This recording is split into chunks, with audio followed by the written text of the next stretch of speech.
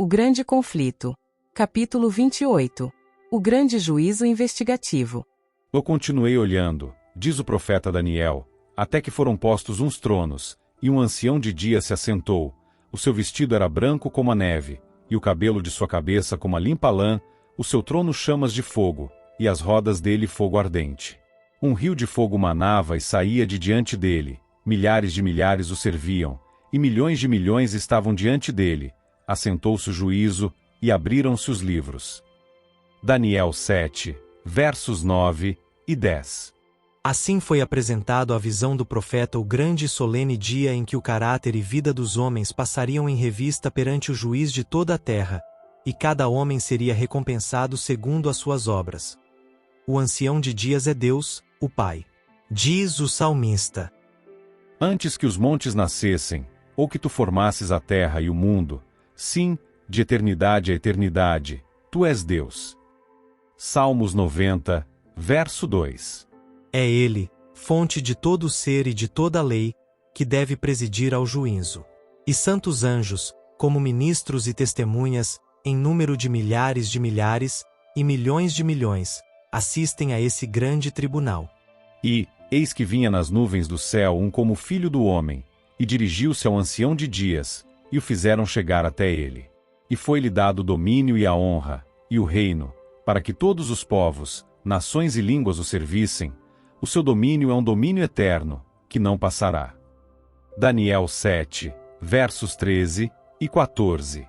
A vinda de Cristo aqui descrita não é a sua segunda vinda à terra. Ele vem ao ancião de dias, no céu, para receber o domínio, a honra e o reino, os quais lhe serão dados no final de sua obra de mediador. É esta vinda, e não o seu segundo advento à terra, que foi predita na profecia como devendo ocorrer ao terminarem os 2300 dias, em 1844. Assistido por anjos celestiais, nosso grande sumo sacerdote entra no lugar santíssimo, e ali comparece à presença de Deus a fim de se entregar aos últimos atos de seu ministério em prol do homem, a saber, realizar a obra do juízo de investigação e fazer expiação por todos os que se verificarem com direito aos benefícios da mesma. No cerimonial típico, somente os que tinham vindo perante Deus com confissão e arrependimento, e cujos pecados, por meio do sangue da oferta para o pecado, eram transferidos para o santuário, é que tinham parte na cerimônia do dia da expiação. Assim, no grande dia da expiação final e do juízo de investigação, os únicos casos a serem considerados são os do povo professo de Deus. O julgamento dos ímpios constitui obra distinta e separada, e ocorre em ocasião posterior. É tempo que comece o julgamento pela casa de Deus. E, se primeiro começa por nós, qual será o fim daqueles que são desobedientes ao Evangelho? 1 Pedro 4, verso 17. Os livros de registro no céu, nos quais estão relatados os nomes e ações dos homens, devem determinar a decisão do juízo. Diz o profeta Daniel: Assentou-se o juízo, e abriram-se os livros. O escritor do Apocalipse, descrevendo a mesma cena, acrescenta: Abriu-se outro livro, que é o da vida, e os mortos foram julgados pelas coisas que estavam escritas nos livros, segundo as suas obras. Apocalipse 20, verso 12. O livro da vida contém os nomes de todos os que já entraram para o serviço de Deus. Jesus ordenou a seus discípulos: Alegrai-vos antes por estarem os vossos nomes escritos nos céus. Lucas 10, verso 20. Paulo fala de seus fiéis cooperadores, cujos nomes estão no livro da vida. Filipenses 4, verso 3. Daniel, olhando através dos séculos para um tempo de angústia qual nunca houve, declara que se livrará o povo de Deus, todo aquele que se achar escrito no livro. E João, no Apocalipse, diz que apenas entrarão na cidade de Deus aqueles cujos nomes estão inscritos no livro da vida do Cordeiro. Daniel 12, verso 1, Apocalipse 21, verso 27. Há um memorial escrito diante de Deus, no qual estão registradas as boas ações dos que temem ao Senhor e para os que se lembram do seu nome. Malaquias 3, verso 16. Suas palavras de fé, seus atos de amor acham-se registrados no céu. Neemias a isto se refere quando diz: Deus meu, lembra-te de mim, e não risques as beneficências que eu fiz à casa de meu Deus. Neemias 13, verso 14. No livro memorial de Deus toda ação de justiça se acha imortalizada. Ali, toda tentação resistida, todo mal vencido, toda palavra de terna compaixão que se proferir, acham-se fielmente historiados. E todo ato de sacrifício, todo sofrimento e tristeza, suportado por amor de Cristo, encontra-se registrado. Diz o salmista: Tu contaste as minhas vagueações, põe as minhas lágrimas no teu odre, não estão elas no teu livro?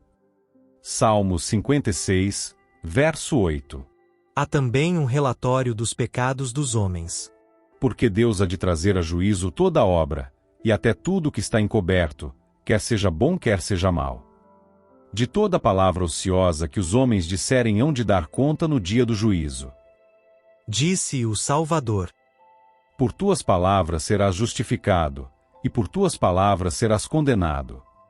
Eclesiastes 12, verso 14, Mateus 12, versos 36 e 37.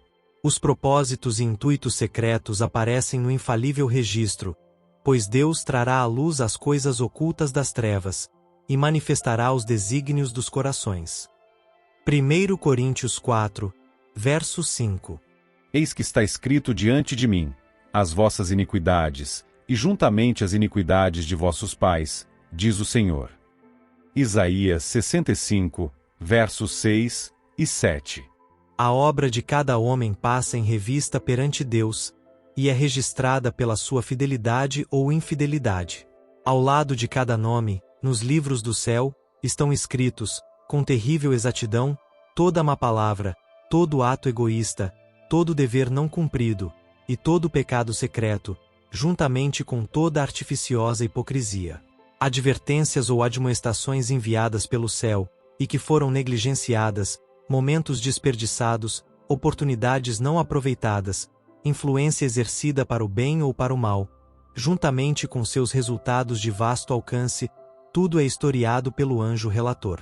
A lei de Deus é a norma pela qual o caráter e vida dos homens serão aferidos no juízo. Diz o sábio: Teme a Deus, e guarda os seus mandamentos, porque este é o dever de todo o homem. Porque Deus há de trazer a juízo toda a obra. Eclesiastes 12, versos 13 e 14.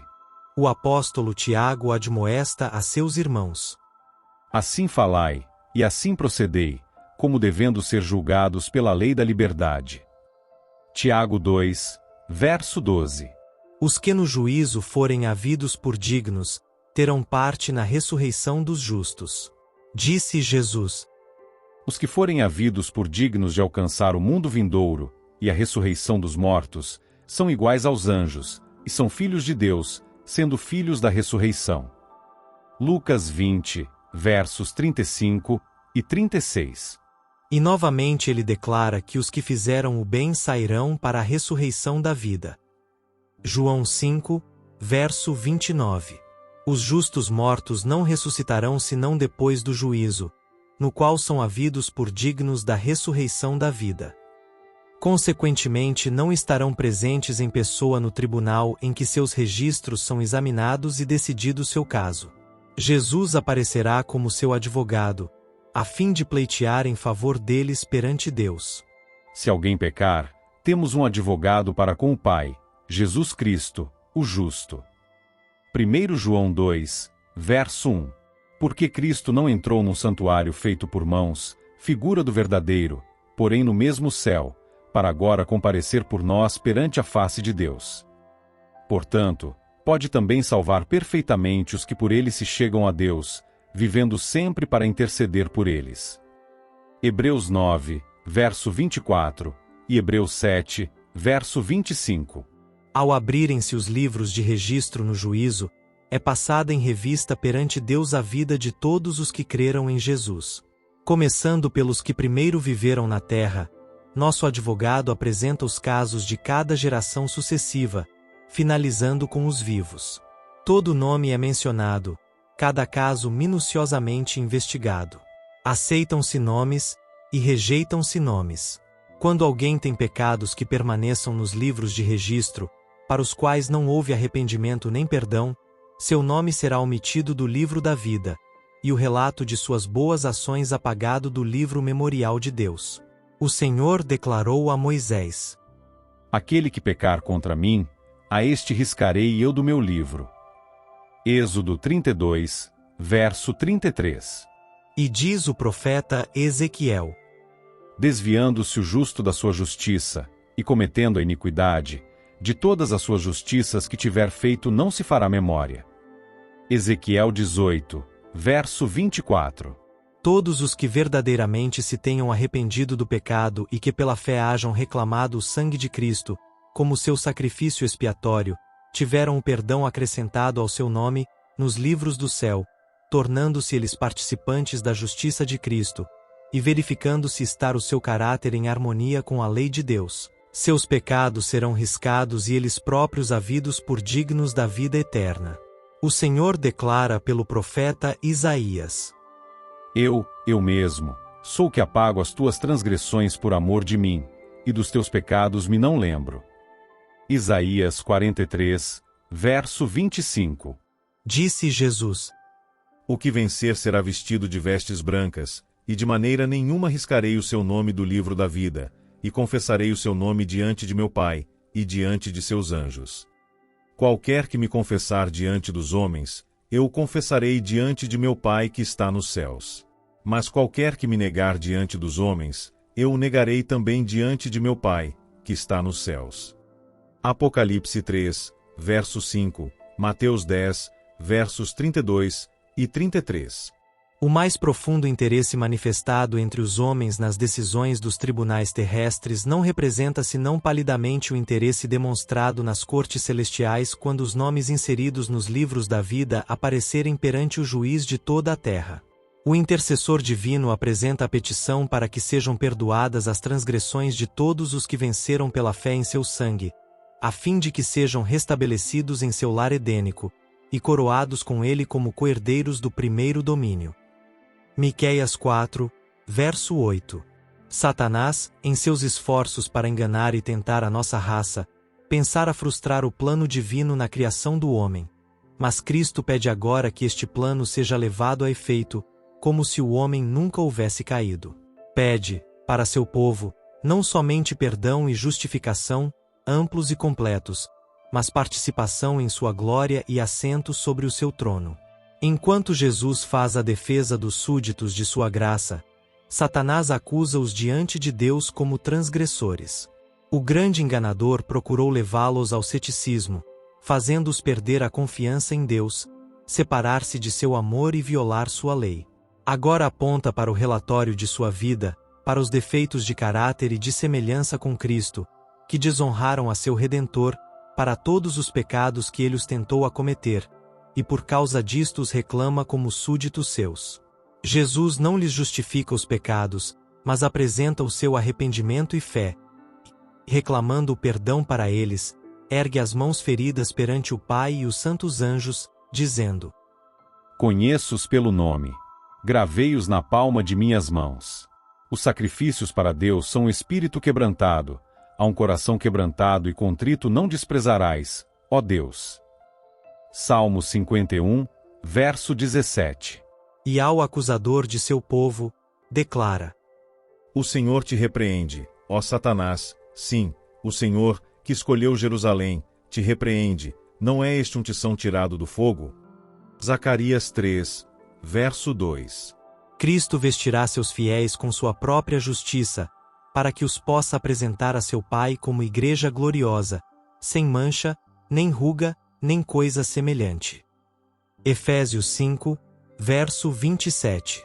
Seus nomes permanecem registrados no livro da vida, e está escrito com relação a eles: Comigo andarão de branco, porquanto são dignos disso. Apocalipse 3, verso 4.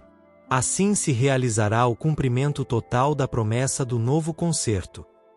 Porque lhes perdoarei a sua maldade, e nunca mais me lembrarei dos seus pecados.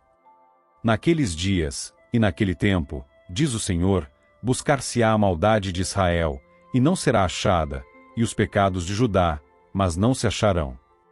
Jeremias 31, verso 34, Jeremias 50, verso 20.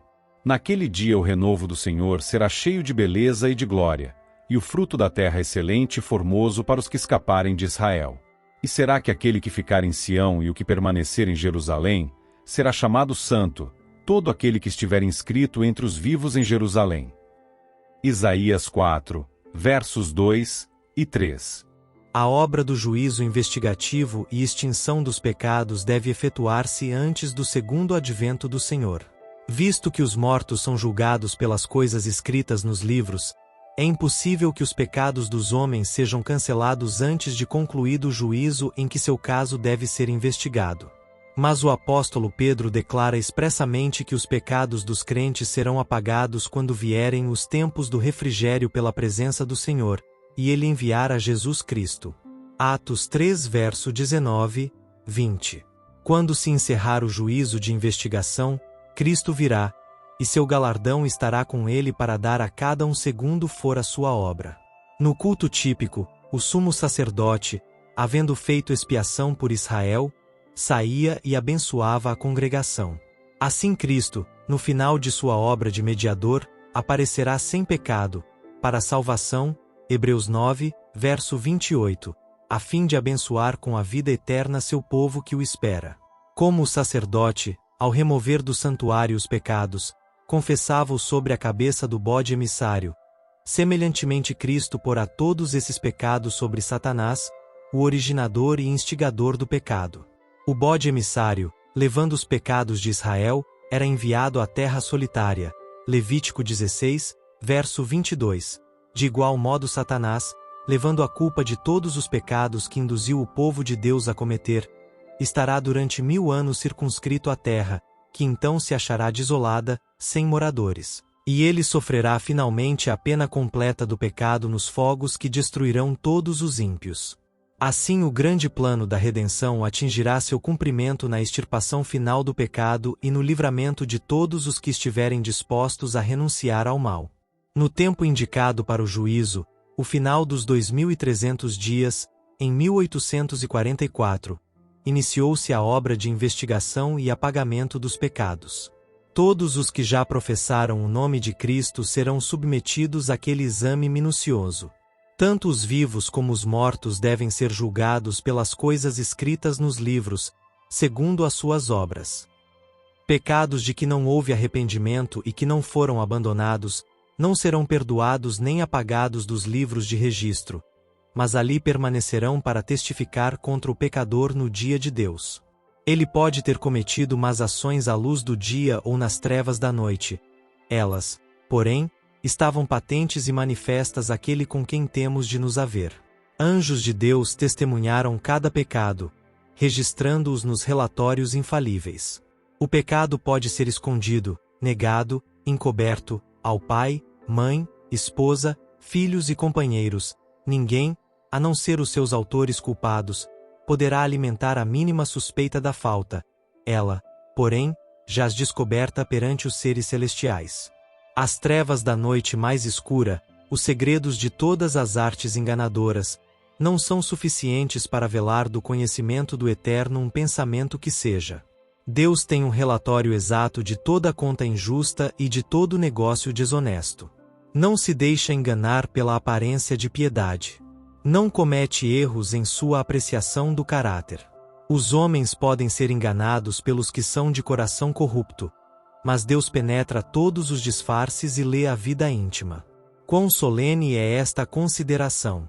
Dia após dia que passa para a eternidade, traz a sua enorme porção de relatos para os livros do céu. Palavras, uma vez faladas, e ações, uma vez praticadas, nunca mais se podem retirar. Os anjos têm registrado tanto as boas como as más. Nem o mais poderoso guerreiro pode revogar a relação dos acontecimentos de um único dia sequer. Nossos atos, palavras, e mesmo nossos intuitos mais secretos, tudo tem o seu peso ao decidir-se nosso destino para a felicidade ou para a desdita. Ainda que esquecidos por nós, darão o seu testemunho para justificar ou condenar. Assim como os traços da fisionomia são reproduzidos com precisão infalível sobre a polida chapa fotográfica, assim o caráter é fielmente delineado nos livros do céu. Todavia, com pouca solicitude é experimentada com referência àquele registro que deve ser posto sob o olhar dos seres celestiais. Se pudesse correr o véu que separa o mundo visível do invisível, e os filhos dos homens contemplassem um anjo registrando toda palavra e ação, que eles deverão novamente encontrar no juízo, quantas palavras que diariamente se proferem ficariam sem ser faladas, e quantas ações sem ser praticadas. No juízo será examinado o uso feito de cada talento. Como empregamos nós o capital que nos foi oferecido pelo céu? Receberá o Senhor à sua vinda aquilo que é seu, com juros? Empregamos nós as faculdades que nos foram confiadas, nas mãos, no coração e no cérebro, para a glória de Deus e bênção do mundo? Como usamos nosso tempo, nossa pena, nossa voz, nosso dinheiro, nossa influência? Que fizemos por Cristo, na pessoa dos pobres, aflitos, órfãos ou viúvas? Deus nos fez depositários de sua santa palavra, que fizemos com a luz e verdade que se nos deram para tornar os homens sábios para a salvação. Nenhum valor existe na mera profissão de fé em Cristo, unicamente o amor que se revela pelas obras é considerado genuíno. Contudo, é unicamente o amor que, à vista do céu, torna de valor qualquer ato. O que quer que seja feito por amor, seja embora pequenino na apreciação dos homens, é aceito e recompensado por Deus. O oculto egoísmo humano permanece manifesto nos livros do céu. Existe o relato de deveres não cumpridos para com os semelhantes, do esquecimento dos preceitos do Salvador. Ali verão quantas vezes foram cedidos a Satanás o tempo, o pensamento, a força, os quais pertenciam a Cristo. Triste é o relato que os anjos levam para o céu. Seres inteligentes, seguidores professos de Cristo, estão absortos na aquisição de posses mundanas ou do gozo de prazeres terrenos. Dinheiro, tempo e força são sacrificados na ostentação e condescendência próprias. Poucos, porém, são os momentos dedicados à prece, ao exame das Escrituras, à humilhação da alma e confissão do pecado. Satanás concebe inumeráveis planos para nos ocupar a mente, para que ela se não detenha no próprio trabalho com que deveremos estar mais bem familiarizados. O arqui-enganador odeia as grandes verdades que apresentam um sacrifício expiatório e um todo-poderoso mediador. Sabe que para ele tudo depende de desviar a mente de Jesus e de sua verdade. Os que desejam participar dos benefícios da mediação do Salvador não devem permitir que coisa alguma interfira com seu dever de aperfeiçoar a santidade no temor de Deus. As preciosas horas, em vez de serem entregues ao prazer, à ostentação ou ambição de ganho, devem ser dedicadas ao estudo da palavra da verdade, com fervor e oração. O assunto do santuário e do juízo de investigação deve ser claramente compreendido pelo povo de Deus. Todos necessitam para si mesmos de conhecimento sobre a posição e obra de seu grande sumo sacerdote. Aliás, ser-lhes-á impossível exercerem a fé que é essencial neste tempo, ou ocupar a posição que Deus lhes deseja confiar. Cada indivíduo tem uma alma a salvar ou perder. Cada qual tem um caso pendente no tribunal de Deus. Cada um há de defrontar face a face o grande juiz.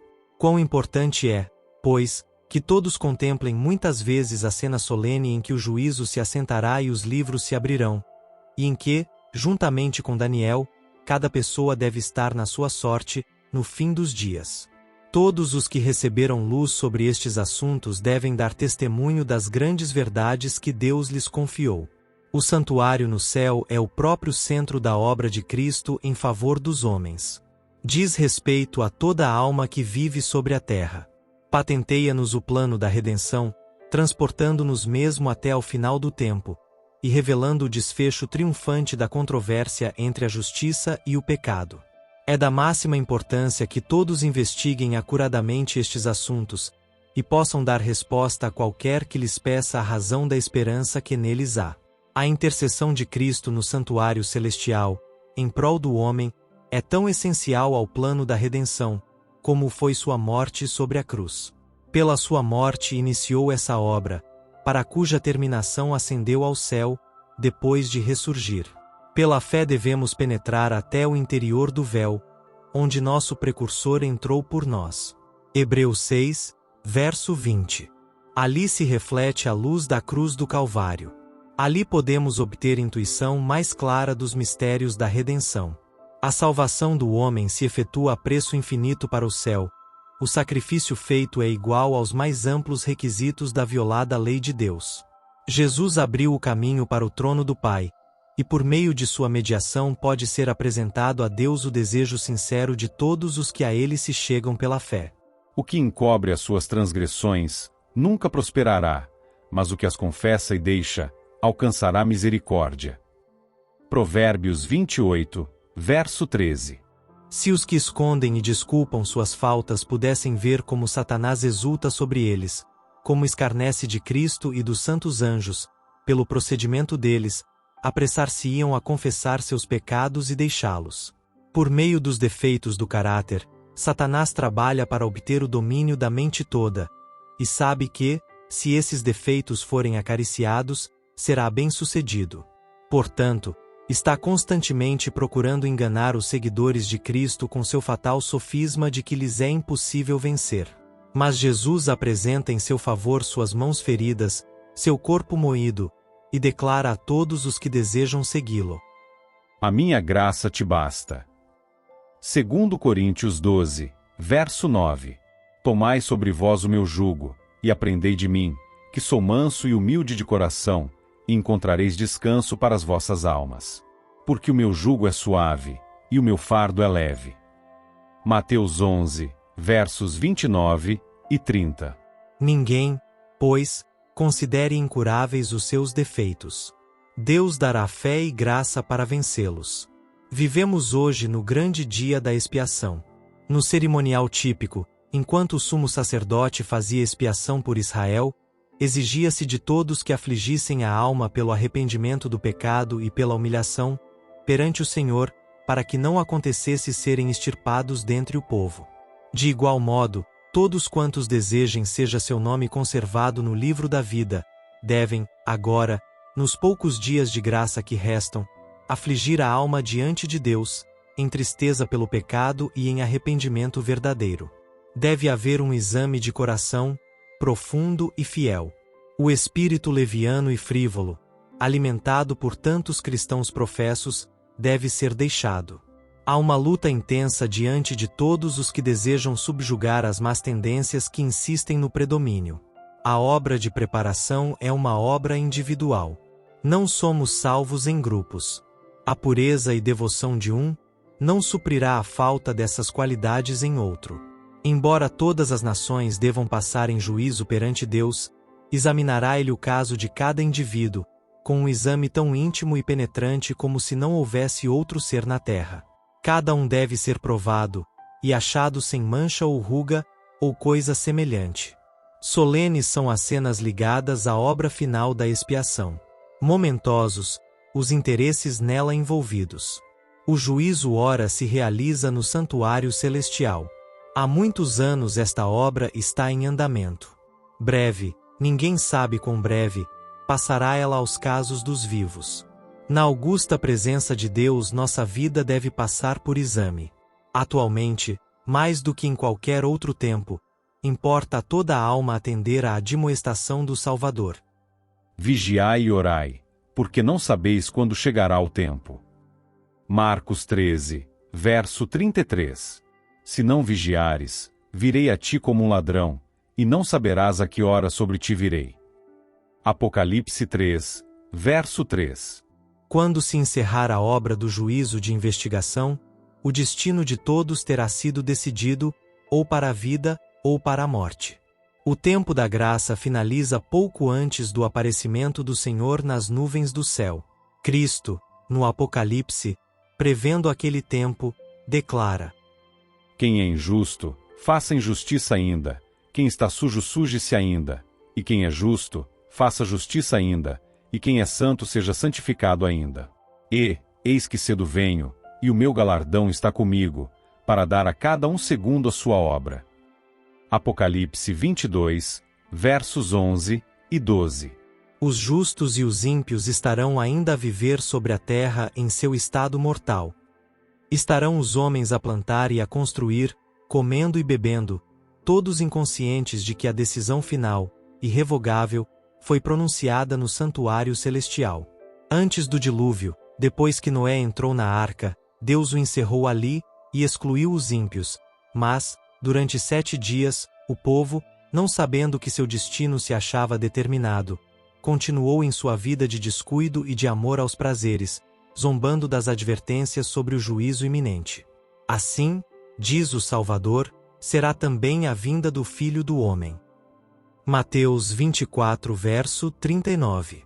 Silenciosamente, despercebida como o ladrão à meia-noite, virá a hora decisiva que determina o destino de cada homem, sendo retraída para sempre a oferta de misericórdia ao homem culpado.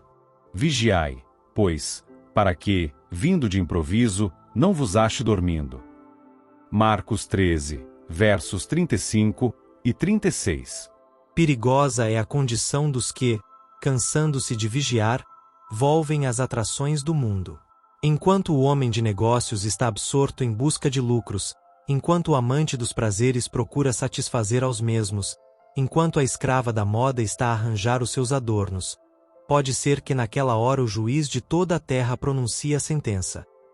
Pesado foste na balança, e foste achado em falta.